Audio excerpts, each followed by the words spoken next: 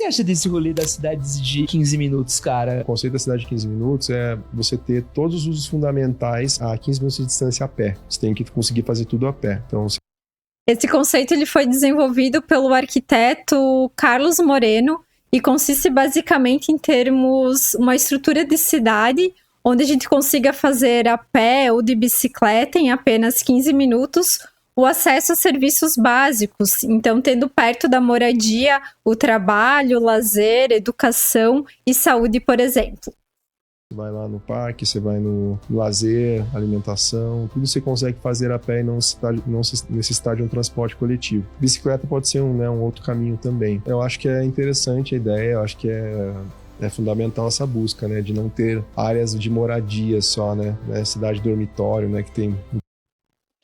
Essa questão da cidade de dormitórios é basicamente bairros que a gente chama de monofuncionais, que são bairros somente residenciais, ou seja, a pessoa fica o dia inteiro trabalhando e só vai lá para dormir.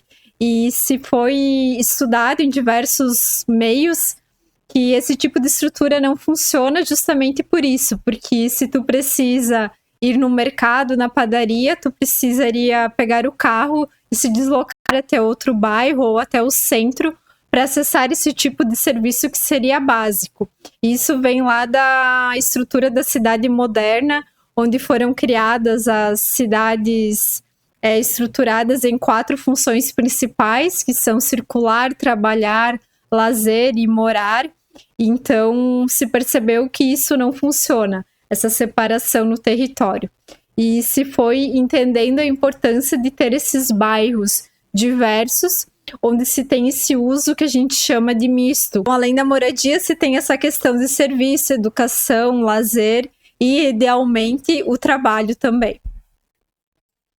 Muitas regiões que tem isso, né? Então, buscar esse processo de um uso contínuo, né? Que você possa fazer as coisas a pé, né? E comprar um pão, né? Na padaria e não precisar usar um carro para comprar um pão, poder fazer um exercício, eu acho que é fundamental. E as cidades caminháveis também estimulam essa dinâmica das pessoas aproveitarem mais a cidade, o bairro e caminharem por ele, mas isso passa por toda uma estruturação de calçadas, de arborização, de ter, então, essa diversidade de serviços e usos, e também estimular esse tipo de vivência dentro da cidade. A cidade deveria ter isso. Por exemplo, eu conquistei isso depois de 40 e poucos anos, cara. Antes eu tinha que fazer as coisas de carro, morava lá na PQP, lá de Curitiba. Era um ônibus que passava a cada meia hora e era isso, assim. Hoje, mas assim, tem gente que nunca vai ter isso, né? Então...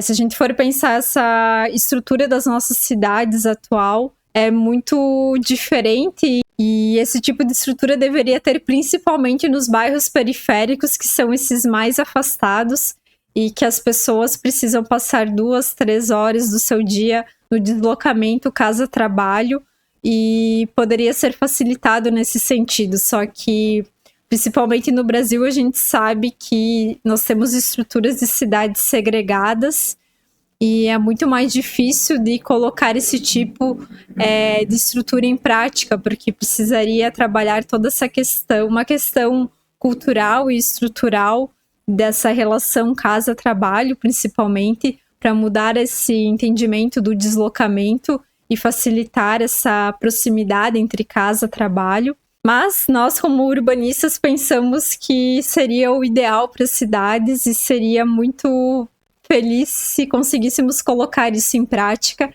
Mas, quem sabe, aos poucos, com mudanças nas legislações urbanísticas, que permitam ter uma diversidade de usos, incentivar os negócios em bairros mais periféricos, além das políticas públicas que podem incentivar esses novos usos dentro desses bairros também, melhorando também a infraestrutura urbana dos espaços públicos. Trazer, então, essa vivência mais humanizada para esses bairros, quem sabe pode ir mudando um pouco a realidade do que vivemos hoje.